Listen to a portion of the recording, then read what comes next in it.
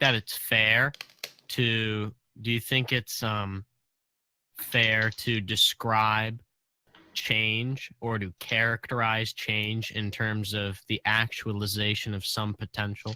And what I mean by the actualization of some potential, I mean that when an acorn, it is actually an acorn, and it is potentially an oak tree. And change is the actualization of some potential. Yes, I agree that that can be described as that, yes. Okay. And would you also agree that for something to go from potential to actual, it must be actualized by another? Yes. And would you agree that the thing that actualizes this thing itself must be actual? So something that does not actually exist could not cause change. Pretty much, yeah. Okay. So if that's the case, and do you agree that change is a real property of reality? Explain. Okay. Because So that's a little vague, actually. do you believe that change occurs in the world, that Absolutely. potentials are actualized? Okay. So if you believe that change occurs in the world, okay, then that means that there is a hierarchy of actualizations. So, for example, Yes, but what is there to say that that's true? Well, it's true because we agreed that for something to change, that change must be caused by another thing, which is actual. Yes. Yeah. You need something to change something else for something to change. I get that part. But when you say hierarchy, it suggests that there are like lower rungs, higher rungs, that there is a system, a type of kingdom. But how do you mean that? How do you mean that? I mean hierarchy in that there are some causes which are more fundamental than others. So the further down the hierarchy you go, or I guess maybe the further up the hierarchy you go, the more fundamental this actualizer is, right, to the series of actualizations.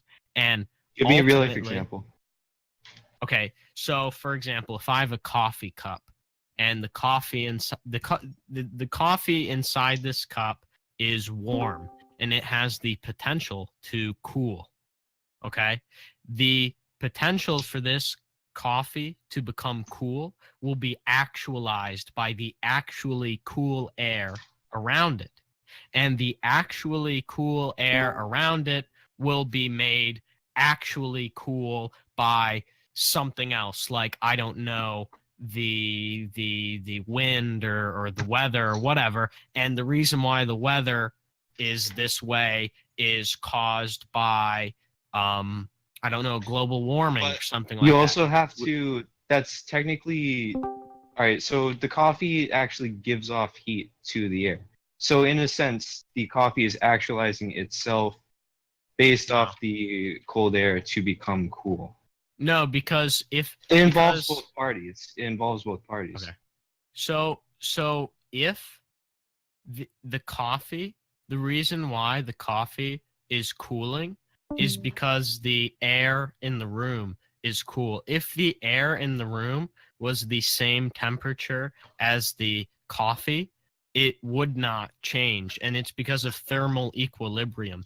The air in the room is what causes the coffee to cool or to not if it's the same temperature. The coffee can be, all right. So you're not thinking about mass here. Coffee will, like, if you have a liquid or something, it will become colder than the air around it because of how dense it is. Yeah, it's not going to be the same temperature. Yeah, but it's right. It's contingent upon the air around it, right? It's thermal equilibrium. Yeah. Okay. Anyway, so then it's not. There's a cause outside of the coffee itself. The temperature of the coffee is caused by something outside of it. And the reason why the coffee is caused to, the reason why the cause of the temperature of the coffee comes from outside itself is because that's an accident of the coffee. there is nothing about coffee which says that it is necessarily some sort of a temperature. And since it is not inherent to the essence of coffee to be a certain temperature, temperature is not derivative of the essence of the thing, but it is caused from outside the thing. Now that we have that established, we can continue and we can say that because there is going to be let's not call it a hierarchy, but we can call it a series of actualizations. Since change is a real property of the world, we observe that change actually does occur. That must mean that there is something at the end of this series which is itself actual but was not actualized by another. Because if there was not something at the end of this series which itself was actual but not actualized by another, then there would always just be n plus 1 actualizations, and we would never have that first cause, right? I can understand this, but it proves that there is something that started that was just there that had no reason to be. It doesn't really prove that we have a God, so to speak. Okay. Well, the reason why I would say that this is God is because I would say that we define God as being a purely actual being, right? So the Christian conception of God is a purely actual being, or actus purus, right? And actus purus is the concept that I believe in as God. And the reason for this is because a purely actual being, so a being who is actual but is itself not actualized by another, would be omnipotent. And the reason why it would be omnipotent is because a being who actualizes, the ability to actualize something would be how we conceive of power in metaphysical terms, right? So since this being is purely actual, he would be able, well, I'm talking about it in personal terms, but we'll say No, I understand. this being is able to actualize any. Well, we only know. All right, so your example only says that at least the first thing was actualized by something that is not itself actual. It doesn't mean that one thing can actualize everything, but instead suggests that at the very least one thing was actualized by a thing that is not actual. Well, no, it does mean that it can actualize any potential, because the reason why we are finite is because we have potency. So, Well, finite in what way? finite meaning that there's an end to us. We cannot actualize any potential. There are certain potentials which we cannot actualize. And how do you define a potential? So a potential would be it's a property of a thing which does not actually exist but could exist. Right. So, all right. So you're saying we are basically destined to do certain thing. No, that's not. No, what I'm saying, right, is that we've already agreed that there would be a purely actual being at the, whether or not this is a person or whatever, it's just a purely actual being that sustains all things, because observing change as a real phenomena in reality proves that there is a purely actual thing. And if something is purely actual, then that means that it is not limited by any potential, right? If it is purely actual, right, that means that it is completely able to actualize any potential without needing something else to actualize it. The reason All right, why I saw it. All right, your argument at first, I get it. But I see you kind of taking this off in your own way. All right. So say that God does exist, that there is this actual, as you put it, purely actual being. We have never seen one, so we cannot say that it does these things. Okay. We Well, I have a counter argument to that, which is, do you believe that the laws of logic exist? explain. Okay, do you believe that A is A, the law of identity, and that A cannot be A and not A in the same time and in the same sense? And do you believe that all propositions are either true or false if a true dichotomy is either true or false, and there's no third option? If you believe in, well, if you believe, do you believe in those things? Do you accept those as realities? Not entirely. There is also what's called quantum physics. Hey, not. Okay. Well, Sure, you're an look, expert at that. the issue here is that if you deny that there are things such as the laws of logic, things such as the law of non-contradiction, the law of identity, and the law of excluded middle, then you lose the grounds for meaningfulness and intelligibility. Okay? And if you lose the grounds for meaningfulness and intelligibility, then you are completely unable, right? You're completely unable to um, you're completely So I unable can't to see things in externally a certain verify anything. way. So I can't see things in a certain way, which means that I am not valid to say this does or does not exist. What I'm saying, what I'm saying, what I'm saying is that language is contingent. Language is contingent upon the idea, right? It's contingent upon the idea that every word has a meaning, right? And the meanings are mutually understood, yes. Yeah. And there's no such thing as meanings being mutually understood if A is not A, right? Because when I say um So I vehicle, can't comprehend vehicle the has way to that mean you believe vehicle. God exists, correct? Well, no, I'm not saying that you can't comprehend. What I'm saying is that the laws of law, you and I are able to understand each other, and because we're able to understand each other, that shows, right, that there are certain laws of logic which govern reality. But let's step aside because this is a separate. You're kind of having trouble understanding the laws of logic, which is fine. So I'll move to a different example, which probably make more sense. Do you believe that quantity really exists? That numbers exist? Yeah. Okay.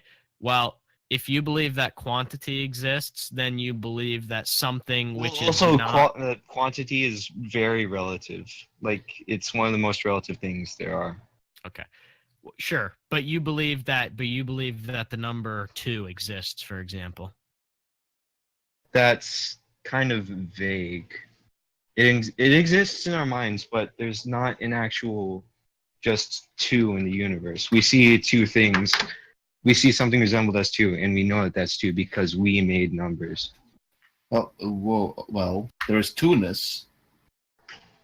There is two-ness to if you have three of it, it is Yes, all right. it no longer So has there's- two-ness, right? So, And but, there's but, but, but quantity the in a way. important In a way. the important thing to remember then is that you believe that two-ness, or you believe that quantity is a real property of reality, but quantity is not composed of matter or energy.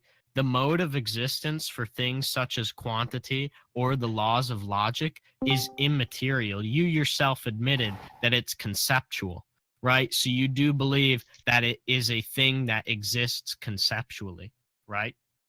Sure, So I'll then, so concede. then, so then that proves that you believe in something that that exists beyond matter and energy. And the reason why I brought this up is because you said that there wasn't any evidence for God. Well, there's no evidence for quantity either. You can't Yes, put but you talked to. anything All right. other. Let me finish. You can't put anything under a microscope and say, "Oh, look, I have some two under a microscope," or "Oh, look, I have some two in my hand right now." That's impossible This to do. isn't. This is not what I said at all. I said that. All right. You say that this is a what did you say, property or whatever of reality? That you What said it that in the a couple of quantity things. is? Yes, you say that it is not, correct?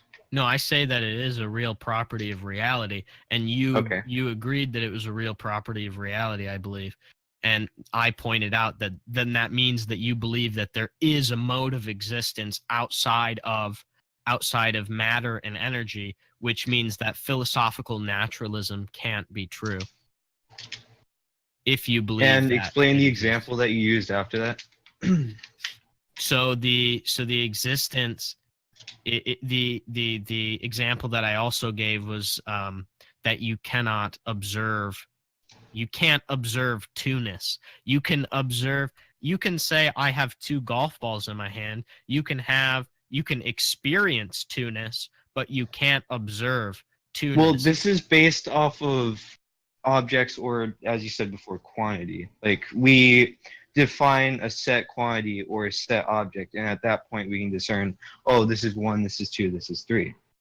But putting something that we made as humans to kind of explain the universe, but like saying that this is natural in the universe, that does not make sense. That's not a thing.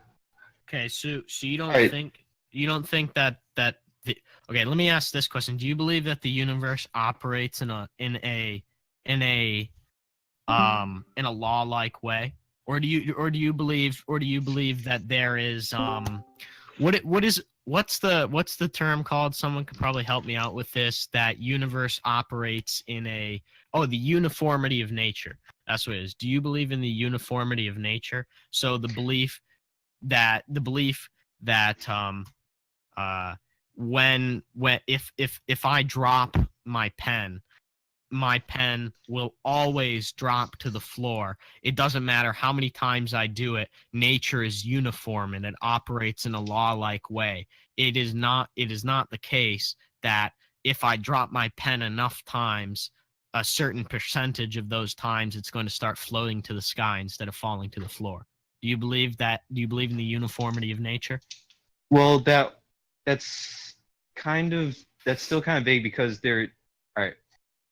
Say you drop your pen to the floor a million times and it's all under the same variables. Like gravity is working, your pen is just a pen.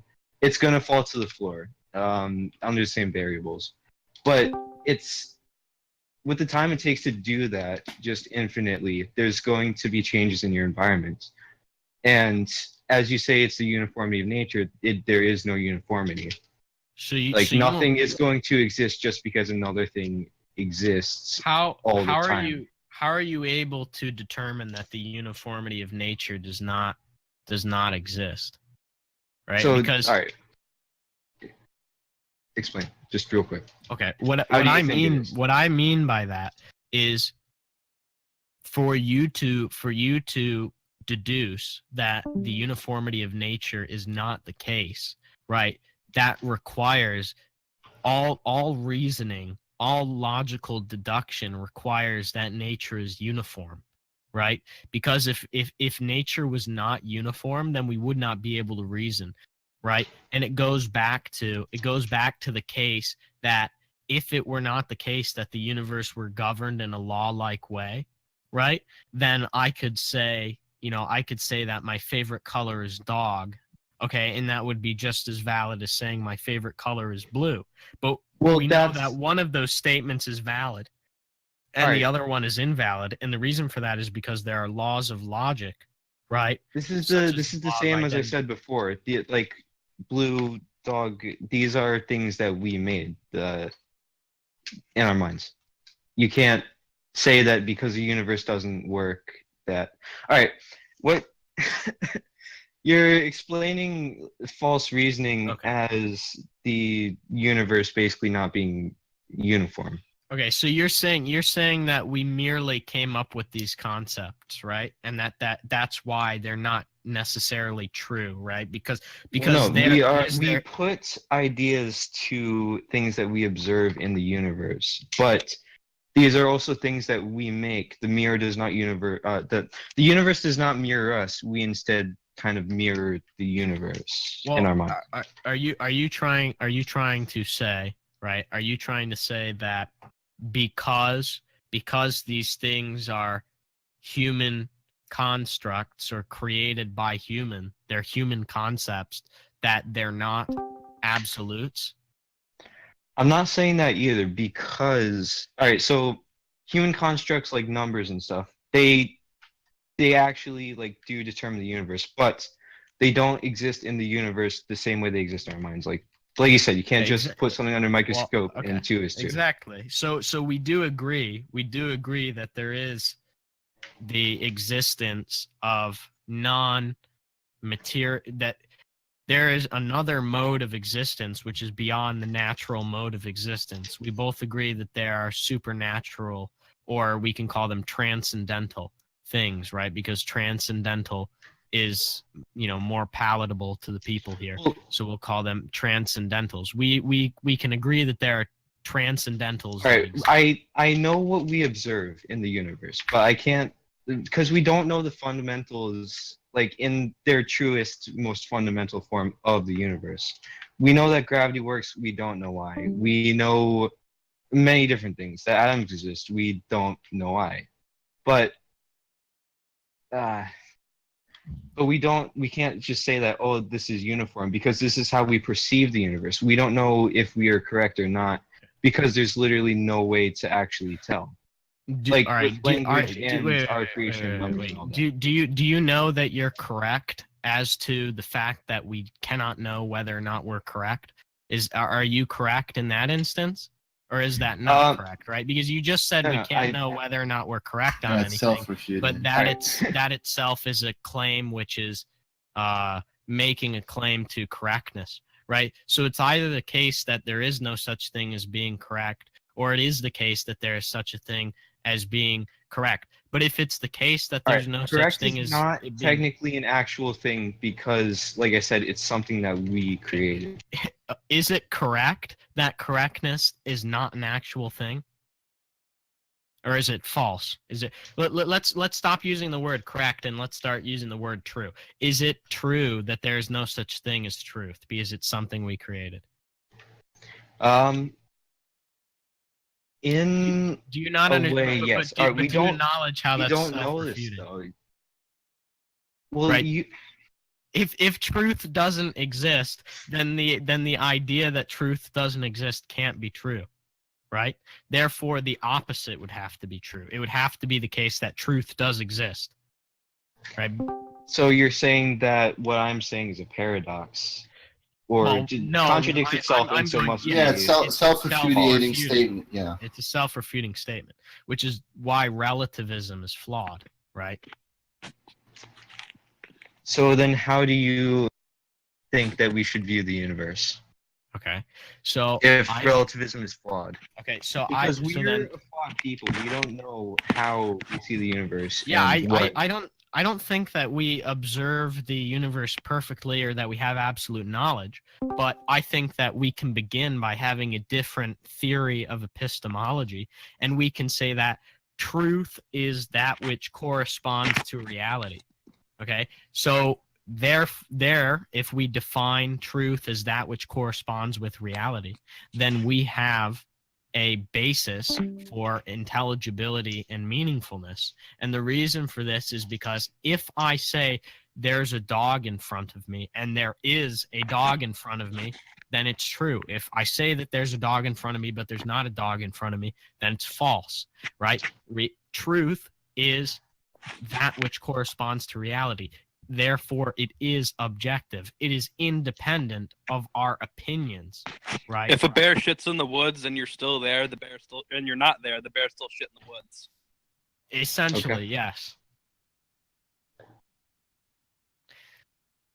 So I would formulate it that way, but back to our original conversation, if this is the case, right, and we agreed that there's a purely actual being that exists, I think that there's good reason to call this purely actual being God.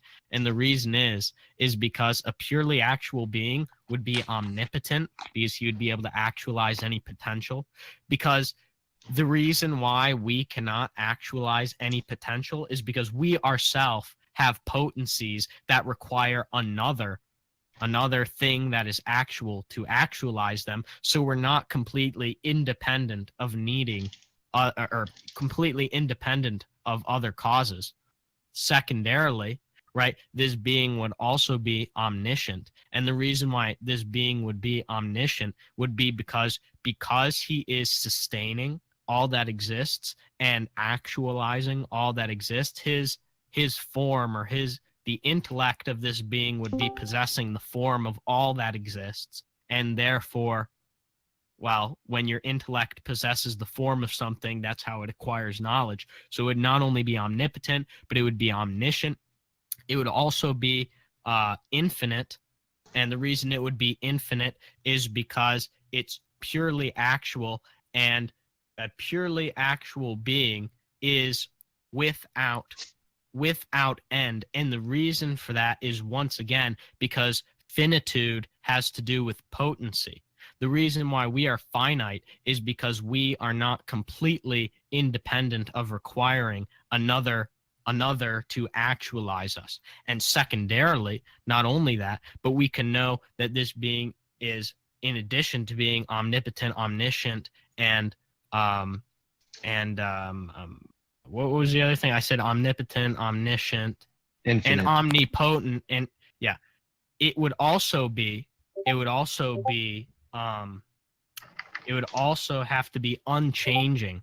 So it would be atemporal, right? And the reason why it would be unchanging is because it would have no potency to actualize. And we already said that a being that changes by the actualization of some potential. And since this being is purely actual, it can't change. So that, to me, that's the God claim. That's classical theism, right? That's classical theism in a nutshell, is the belief in a purely actual being. And a purely actual being, right, is that which has all of those properties. And we can deduce those properties from it being purely actual. We can deduce omnipotence, omniscience, infinitude, and atemporality, right? And that is because, like you said earlier, well, all that this proves is that there's a first cause. Well, this first cause would have all of the properties that are classically attributed to a god, right? Which is why, well, I don't define God as being anything more than what I can prove God to be, right? So I believe that God is that divinely simple being, right? Not only that, but that is what all men call God. That is what all men call God. It's that what is all the men definition call of God. God. It's not, because you can get into, when you're arguing in this style, when you get to a certain point, this is actually demonstrated on television in a William Lane Craig debate as well. People start saying, but why does it have to be God? Why can't it be some mega computer or some insert other thing? And they say, okay, but then that is by definition God. So therefore, that's what the word God means.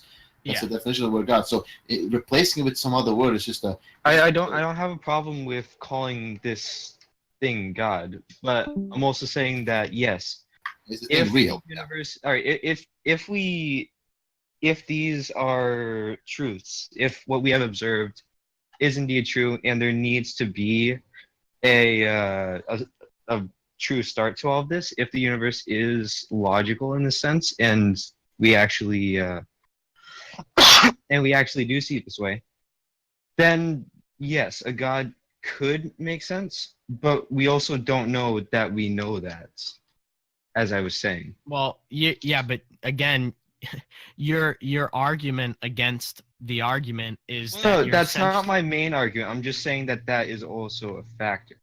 But, well, no, I don't think it could be a factor, because if it were a factor, right, like, once again, if it were the case that we were unable to attain accurate knowledge about reality, then the problem with that is if we can't attain accurate descriptions of reality, then how would we know that the fact that we can't attain accurate descriptions of reality is an accurate description of reality itself? Once again, it's self-refuting. You can't get out of this. Like, thus far. All right, listen, the only truth that we can determine is I exist. If you say you exist, you exist. I don't. All right. you can't determine the way that you exist. There's no real definition the definition would be outside of what you determine, whether it's true or not. Okay. Look, I don't know. I'm a bit distracted. It's fine. I don't know. I don't know Guys. why. Zach, but if I can, hold on. If I can, maybe be of some assistance in this debate. Go ahead. A sort of a third party or whatever. There seems to be no offense, but I'm someone, I don't know who you are, but you can always correct me. There seems to be CJ. Okay, CJ. CJ, there seems to be some type of lack of true understanding of not to sound offending, basic metaphysics. I'll just call it metaphysics in general, but just metaphysics, just the for example, when you say we cannot know, what is knowing, you have to get into the whole epistemology and all these things, and it's quite. I mean, it's quite a bold statement. I mean, you can't just say that, right? I mean, you can, but you know what I mean. You guys are doing a similar thing. You're saying because this exists, it means that something else has to exist. Yet you have conceded that there isn't actually a way of knowing if we know. No, there is a way of knowing, but we have to distinguish between the reason you cannot have scientific evidence of God, but that's no problem for me because you also can't have scientific evidence of numbers. You can't have scientific. Wait. I've been waiting with my goddamn question, guys. I mean, like, I should be number one because it's the same guys who keep talking. Goddamn it. Listen, so this is my question. It hasn't been answered before yet, right? Like, so you guys were like on the point where you not know which God is the real God, which is fair enough because you have Judaism, you have like the Christianity, Muslims. So basically, like, let's just say like these are the three main religion gods, right? There's monotheism and polytheism. Because we have not confirmed which one exactly of these three is the real one. Because like there's no real argument. Everybody claims theirs is. Okay, fair enough. So you say like, okay, so we basically just do our things and we hope we hit the right one, which is also fair enough. But this is like the last gods that came out. Like whatever happened, like how can you guys like believe in this? Like when you have like the ancient gods as well, right? And basically like you worship them in a different way. So basically like in this kind of sense, you're not arguing religion. You're not arguing if God exists. You're arguing religion. Yeah, exactly. Well, pretty much. Well, Jay, I'm not. No, but we aren't arguing for religion. We're arguing whether God exists. Okay, and I think I've put forward an argument for God existing. We can talk about why. We can talk about why I believe that the Christian God exists, but that's a separate discussion from whether or not God exists. Okay, by the way, but Zachary, I want to assist you a little bit in what you previously said. So you said you can't scientifically, okay. All right, that user, I think it's Victor. Whatever. Yeah, if there's a moderator there, they should. Wicked, man, wicked. I'm just gonna.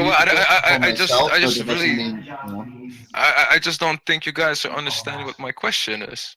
Can I say something to you, Jay? Sure, feel free. Okay, because I just want to share my opinion about what your questioning is. Because my understanding is that there is one God with different names, like Allah, Krishna, or whatever you call him, and different paths to him for different people. Like you can reach them on their path, but it's just one God with different names. This is my understanding so far. Dennis, good shot, but that's a problem because an infinite being having parts would require such parts to be infinite as well, which would mean that the infinite himself.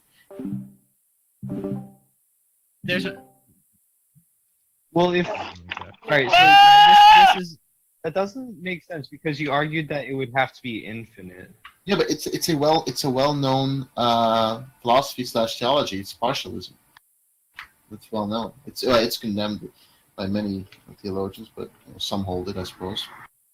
You have monism, for example. You have all these different. You have dualism, pluralism, monism. You have partialism, such things. Check it out. It's. I mean, it would literally take about 12 hours and a couple. Yeah, it's a long time to explain. Mina, could you put yourself on mute because we can hear your television in the background? It's pretty distracting. Yeah, so I'm gonna mute Mina for myself just so I can talk for a second because I still want to say my original thing. So Zach was saying that we cannot scientifically prove numbers or study numbers, but really more of a proper way and a more of a objective way to say it is that we cannot empirically review metaphysical things because empirical means with the senses or sensory reality. So, for example, everything you see, all you experience with your senses is physical. Yes. So, therefore,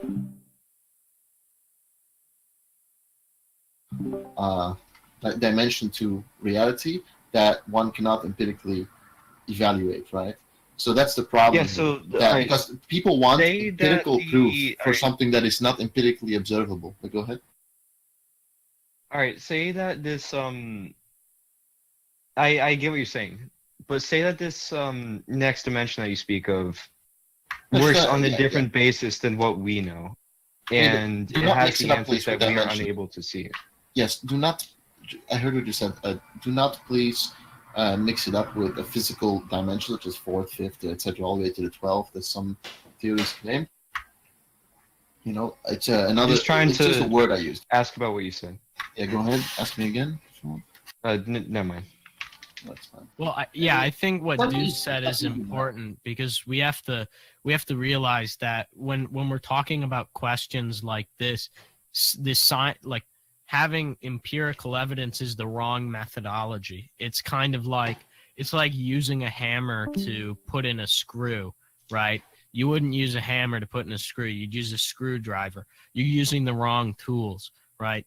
And like he said, the reason for this is once again because there are parts of reality which are not observable, right? And we know that there are parts of reality which aren't observable via the senses, right? Because we discuss things like universals like numbers or triangularity or so, and so on, right? Because triangles, a triangle is by definition a thing that has 3 sides and 180 degrees, but it's impossible for us to think of a triangle without it being a specific instance of a triangle. When we think of a triangle, it's always a right triangle, an isosceles triangle, or a scalene triangle, or an equilateral triangle, but it doesn't have to be one of those things. All that's required is that it has 3 sides and 180 degrees. But when we think of a triangle, we can only imagine a particular instance. We can't experience universals in our senses, and that's what needs to be understood. All right, so all right, it can be argued that I'm trying to think of how I'm going to say this. I know what I want to say though. All right, with all that you've told me, it's kind of saying that God exists within our mind. If the universe is exactly how we perceive it, then there could be a God. But based on the foundations of how we perceive the universe, it points to there being like an actual being. Yep.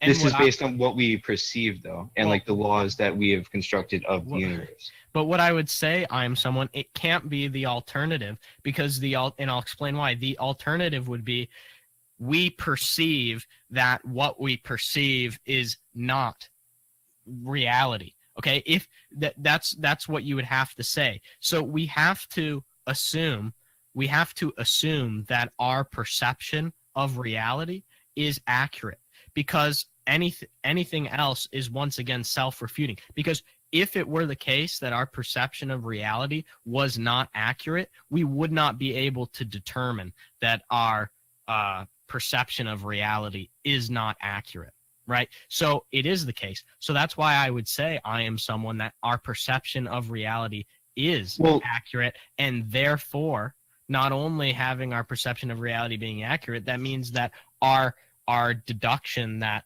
a purely actual being exists that we would call God, right? That is an accurate description of reality.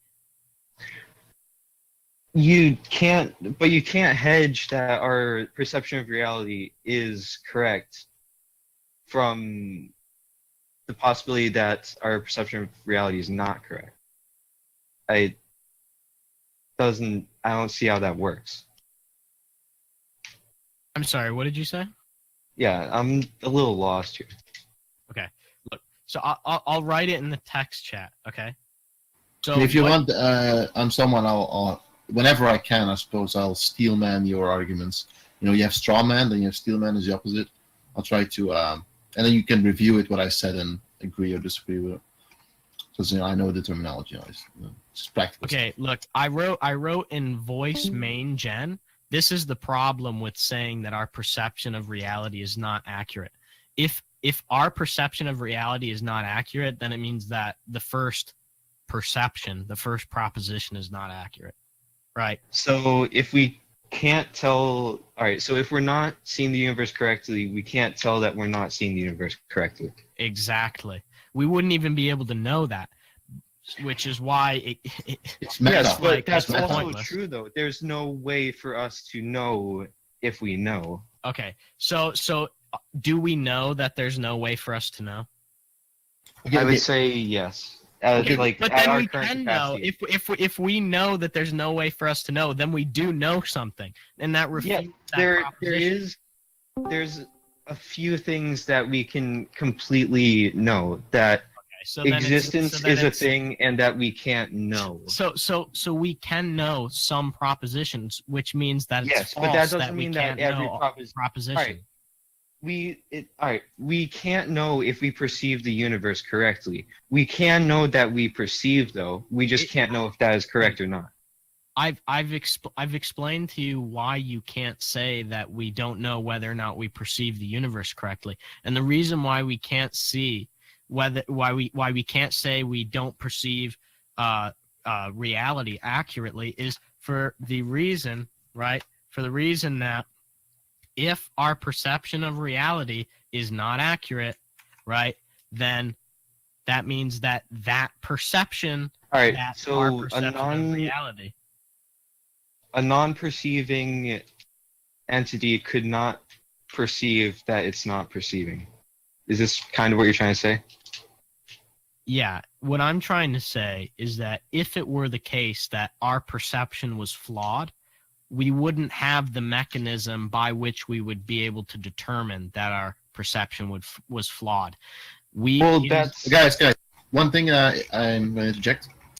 First of all, this is turning into a spiral of a person trying to explain to another person giving examples basically of what a self-refuting statement is. But just keep going, I'd say. But he's trying to give examples of self-refuting statements. All right, so there's no basis upon this, though. If our perception of reality is flawed, and you're using this perception of reality to prove that if we can say that it's flawed, that's not flawed, then isn't that kind of like it's depending on itself? Okay, but you're making a claim about reality that guys, no. I'm saying let me steel man for you, someone. Zachary, your argument, your line of argumentation is circular in nature. That is kind of. Okay, but my line of argumentation, my line of argumentation is not circular. What I'm pointing out, right, is the fact that he is making a universal claim that we cannot make universal claims, right?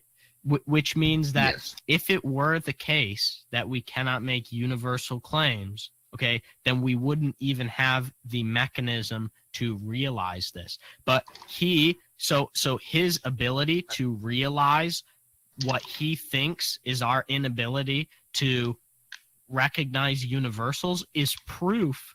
That is proof that universals exist, because recognition of such a fact, whether true or false, requires the existence of universals. Yeah, it's like you're saying, okay, it's like you're saying, I'm someone else, CJ, that let me try to form this in my head, I guess. A, we cannot know A, and let me use A to prove it. Right? Yeah, exactly. So it falls apart. Which is what it cannot even be the case that we don't know reality, because to make that claim presupposes that we know reality, right? Knowledge of reality, the claim that we don't know reality is a claim about reality, and any claim about reality presupposes knowledge about reality. But there's Yes, something. Yes, Dennis. 1 point more. When you don't know, for example, I can't take your examples, but when we say we cannot see colors, but I take the point, the wall is green to prove that I can't see colors. I guess that comes close. There's another way to know this. When I cannot know what is the color of the wall, I can know when someone else who has the ability to see it can tell me. Well, yeah, there's an objectivity to reality, yes, which Dennis. is that we can have shared experience, right, with other people, and we can confirm our perceptions. That is also based on our own perception. Though. Dennis, but you made a fatal flaw. You used a sensory experience such as the observation and experience of color, right? So we're talking about more of a meta concept here regarding knowing, right? Just basic epistemology. But this is basically a first grade epistemology debate. But I mean, okay, look, so I'm someone before this spirals into this end, because I've seen it spiral so many times, in previous talks with people. Before this spirals into an endless discussion about, but is this possible? Is that possible?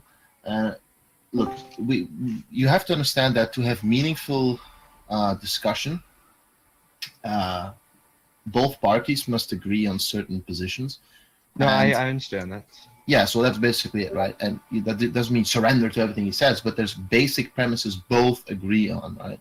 So, of course, if you see validly that another position is not correct, you can do that. But for example, in the very beginning, don't know how many people were here then. I almost choked on my drink when you said that the laws of logic are not necessarily true. That was kind of like, you didn't quite explain on what basis, but because it is not explainable because they are true, but they have to be. So you have to understand, if we cannot know, if what you, CJ, have said is true, then we simply cannot have a. But it can't be true though. Like, yeah, but it's a logical contradiction for it to be true, right? So since it's a logical contradiction for it to be true, it's impossible that it is the case that, that it's the case that of what CJ says is true. CJ's case that he is putting forward cannot be the case, right?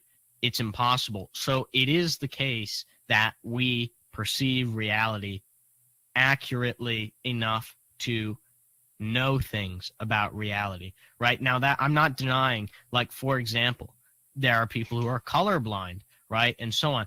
They are not accurately perceiving color, right? And so on. I'm not denying that we can have sensory failures, right? But what I am saying is that for healthy human beings whose senses are working, right, we can perceive reality accurately and come to know things about reality, right? And it's impossible that the other is the case, right?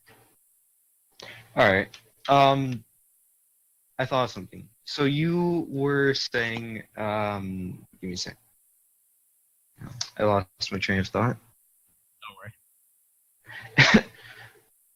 All right, and what were we just talking about? What were we just talking about? I was just saying. Oh, yeah, I remember what I wanted to say. So you were saying before that we have, what did you say? Not toxicity, but something close to that, I believe. Potency. Yes, potency. So if we are not a purely actual being, if we're not infinite, if we're not all-knowing, how can we be sure that we can be sure that, like, these exist? Because you don't need You don't need absolute knowledge to be absolutely certain. We are absolutely certain that all triangles have 3 sides, although we don't have absolute knowledge of every triangle that exists in reality. But we are absolutely certain that all triangles have 3 sides. Certainty. That's does also not classification, require though, knowledge. because we. Well, yeah, exactly. That's my point, which means that there are certain Yeah, things that's my in point, reality too. that we can be absolutely certain about without absolute knowledge. Can I ask a question in between? We are talking about this subject. Did it started somewhere and it has a bigger goal that when we find a solution, then we come to another point, or is this the point of the discussion? Oh, we were discussing the existence of God, and I am someone admitted that if we can accurately perceive reality, then God A godlike exists. thing as he. Yeah, Dennis. describes Dennis, some this is things could Dennis. do it. Dennis, this is Like the I part. realized that. Yes, CJ. Oh, sorry. You continue, and then I'll say what I want.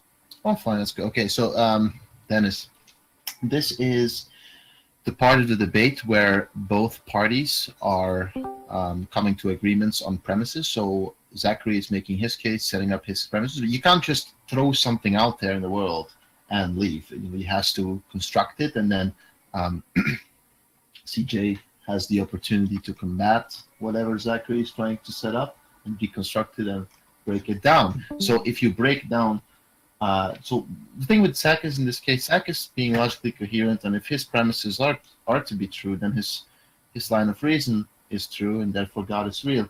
The devil is in the details, no pun intended. So one has to take down the premises. One cannot fight. That's what the big mistake is here. Is one tries to fight a undeniably logical conclusion to set premises, but one has to defeat or break down the premises instead of trying to break down the logical consequences of those premises, right? So that would at least be my, or anyone really, is technique or tactic, whatever. All right. I can concede that in this universe, as we perceive it, in the way that is perceived, there must be something to act as that God, something that will actualize, but is not itself actualized. That does make sense. I agree. But also, like someone talked about colorblindness. Yes, colorblindness is something that is personal. It is not like a truth of the universe. But one person can see color and one person will not be able to see that color correctly. We know that as we perceive the universe, there must be this self-actualizing thing or thing that was not actualized by another. But we also can't know that it follows the same basically reality that we follow because we are unable to perceive it. We have not perceived it. So try describing color to someone who's colorblind, and it's not going to work because they don't have the ability to perceive that. Beautiful. We're getting somewhere. But here's the point. That's why I said to Dennis that his point was rather weak, without offense, is that we are speaking here of universal truths, truths that are, or facts, whatever you want to call them, truths that are universally for all and for everything true. And color, for example, is not a universal truth. For example, the colorblind person, his tool to observe color malfunctions, right? And therefore, it's for another species like a cow or whatever, or a dog is not going to observe the same thing. But the laws of logic, for example, which Zachary used, are universal. They are true for a blind person, a colorblind person, a dog, a cow, and a perfectly fit man or woman. Okay, so, just to defend my point with the color blindness, and I guess it came a little bit strange off, because what I meant was if every human being, in my case, would be colorblind, and God, for example, can see colors, then he can tell us. That was just an example that we can not perceive God, but God can tell us about him in his books, for example. That was where I wanted to go with it. But I see what not, you mean. okay. Yeah, that would be a metaphor. Yeah, okay, that's fine. I guess. Okay. Also, color is like you were talking about Tuism, I believe. Light wave spectrum does exist. Light bounces off objects, but then color is how we perceive it. If nobody perceived color, then there would be no color, but there would still be the light wave spectrum.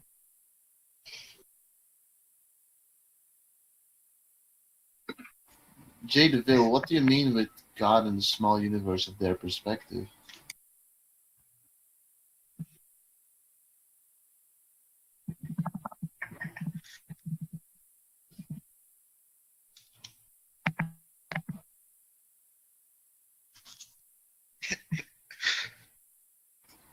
Well, we didn't stop anyone from talking.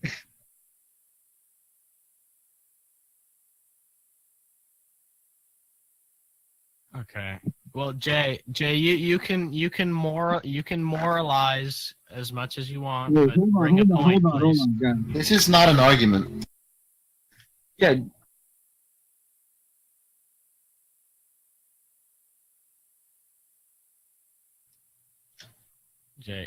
Jay, it's not civil to make You're not moral seeing the arguments. level that we are. Yeah.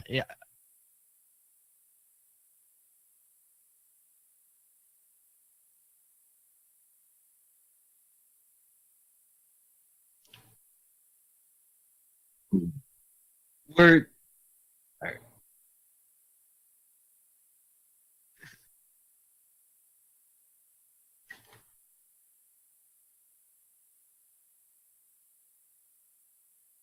All right.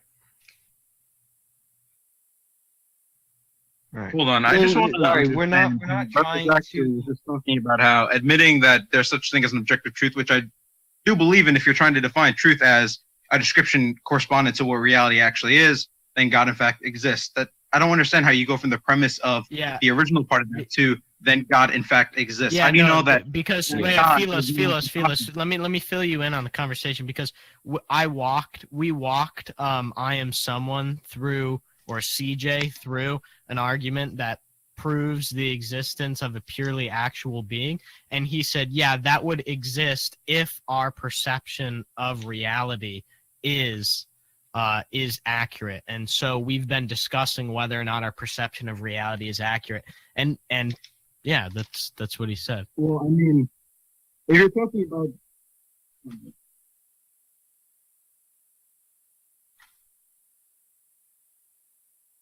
What? I'm not too sure. Let me look back at that.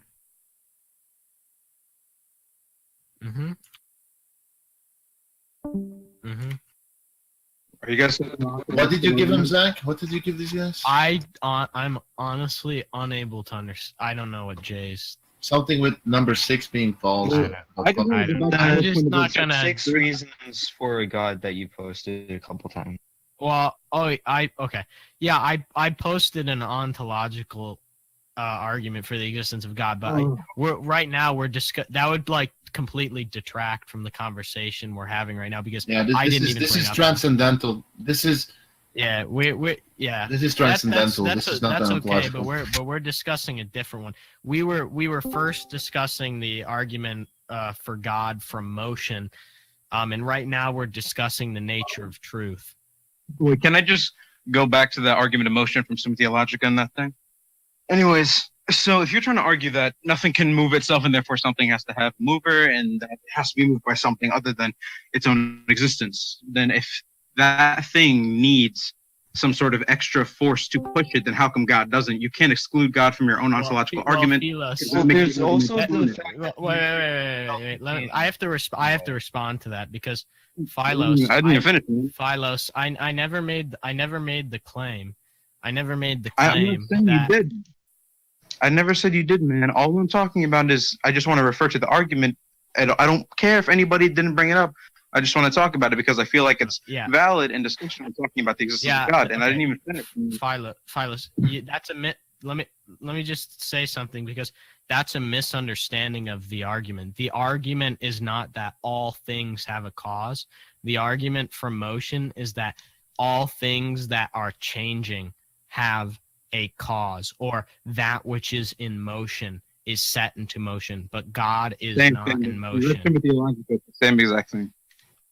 No, the Summa Theologica does not say that all things have a cause. Okay, nobody's ever made. I challenge you to find a single theologian that has ever said all things have a cause. That's not the argument for motion. But the basis for the ontological argument is based off and derived usually from Summa Theologica. That's where the 5 proofs usually made its claim. If you want to say, I challenge you to find one theo, I don't care about your recourse to authority, man. I'm just talking about Summa Theologica, and so far that's the most consistent piece. Okay, Thomas Aquinas. Let me finish. Thomas Aquinas rejected the ontological argument. The ontological argument is not in the Summa Theologica.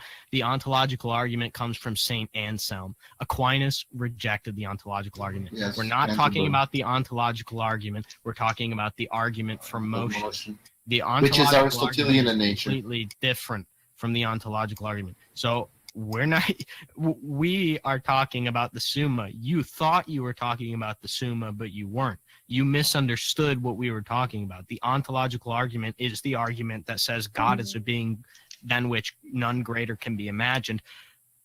If you can imagine God as existing in reality, but he doesn't, then you've imagined something that is greater than God.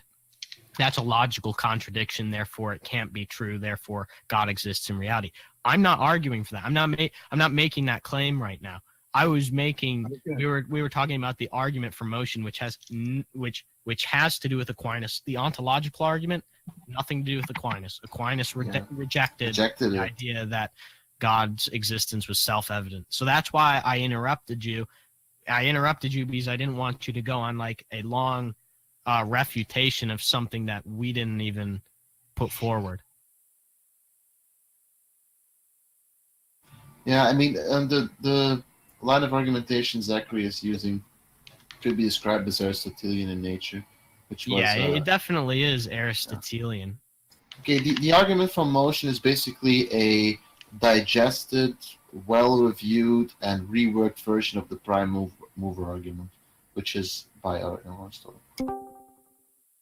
Which deals with inertia and perfect inertia and etc. Yeah, I would also say that. Well, sorry. So have we made any progress on your understanding of the nature of truth? I can understand like some of where you're coming from. Like, as we know it, the universe. As we know reality, the universe cannot exist just because it exists, and there should be a cause for that.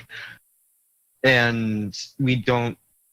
I don't know. Yeah, I can get where you come from. Yes. Well, what I would say is that you said earlier that it logically follows that there is a purely actual being, and that what you were stuck up on was your stumbling block was on the nature of truth.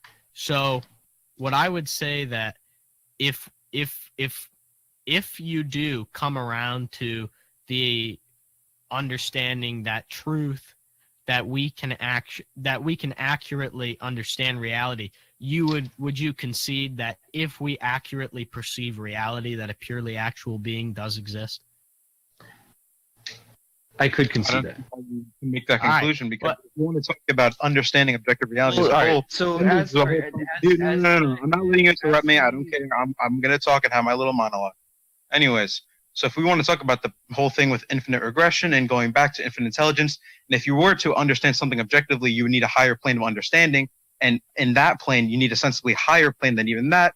At that point, if you want to make an argument for that objective truth being God, then God might as well just be reality. Are we talking animism here? It really doesn't make no sense. Okay, when you try to make an argument from that standpoint with objective truth. Okay, we didn't claim that, say, okay, if you can understand reality objectively and not have a tainted perception, that doesn't really seem sensible. Well, I just want to say that, CJ, I appreciate your intellectual honesty, and I'm not looking to convince you or like No, I know. win a debate type thing. But I'm having fun here. I like hopefully philosophy. All that I hope is that you come out of this, you think about what I had to say, you chew on it for a little bit, and I'll chew on what you had to say, and we'll both think about it and come to a better understanding of reality. And also, Philos, nobody made the claim that God is merely truth or that God is reality. I'm not saying that you did. And this is a discussion where we can just talk in and add a random point.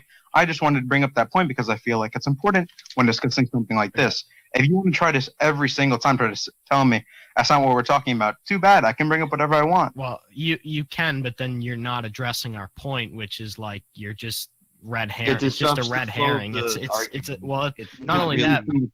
So your point is mainly at the end of this logical fallacy because you're not addressing our points. You're addressing points that we didn't make. Anyways, I have to eat. I'll be right back in like 25, 30 minutes. Bye-bye. Deuce, take care of this argument for me, brother. Come on, man. I got stuff to do. Come on, Deuce. Jesus, that's not a good way to. It's not the best way to give it out. What? Why are there so many people? What the hell? Zach and me are celebrities. The twins. What? I'm so got a cult confused. following. Yeah. That's why he's talking about God, because he is God. Okay. No. Close. Oh. Yeah, we're the Catholic. I mean, this is always a funny reaction. We have a YouTube channel called